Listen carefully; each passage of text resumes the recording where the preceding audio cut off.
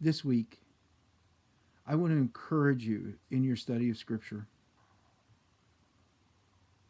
to look at two passages in the book of Hebrews.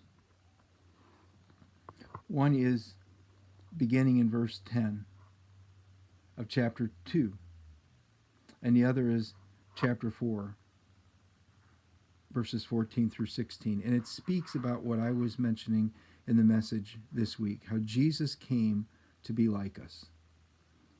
It says in chapter 2, "For this reason he had to be made like his brothers in every way, in order that he might become a merciful and faithful high priest in the service of God, and that he might make atonement for the sins of people. Because he himself suffered when he was tempted, he is able to help those who are tempted." And then later, "Therefore we have a great high priest who has gone through the heavens, Jesus the Son of God. Let us hold firmly to the faith we profess. For we do not have a high priest who is unable to sympathize with our weaknesses, but we have one who has been tempted in every way just as we are, yet without sin. Therefore, let us approach the throne of grace with confidence, so that we may receive mercy and find grace to help us in our need." Jesus became like us. Jesus came to understand us.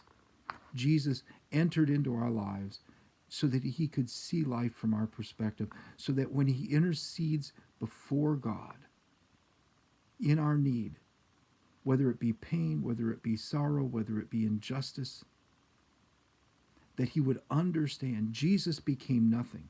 Jesus suffered. Jesus took on the frailties of human life in order to understand.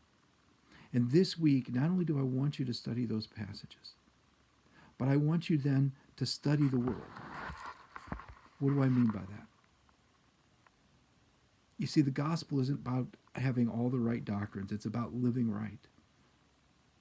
And to understand what Jesus did, to follow his example, means that we look at the world, or try to look at the world the way he did.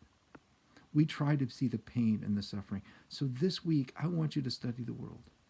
I want you to look at people that you encounter who are in pain, who are struggling, who are in difficulty. I want you to watch the news, not from the perspective of what is happening and whether it's right or wrong, but from the perspective of trying to understand why the people are responding the way they're doing. What is their pain? What is their fear? What is it that drives them to things that we might think are wrong?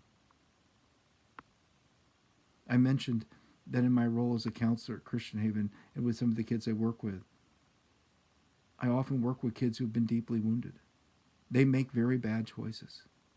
But when you understand their pain, you don't make the choices right, but you can enter into their pain and try to help them find a way out of the mess that life has left them in, and then they make it worse. There's no doubting that people out there at times make their lives worse. But our calling is not to judge them. It is to do what Jesus could have judged from heaven. God could have wiped the world and all human beings from it. But instead he sent his son, born of a woman,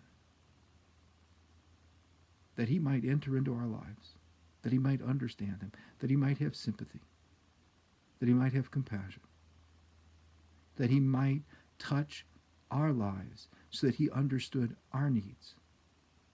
And then in his grace, he seeks to help us through the difficulties, the darkness, and the struggles.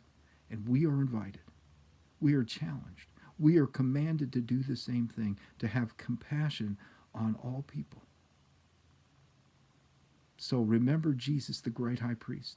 Study Hebrews 2 all the way through 4 if you want.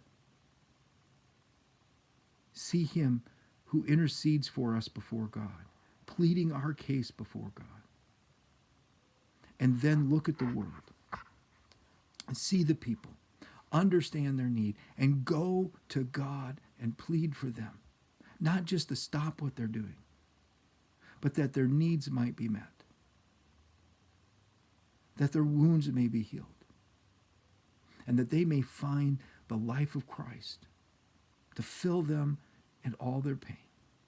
May God bless you this week as you study his scripture and his world.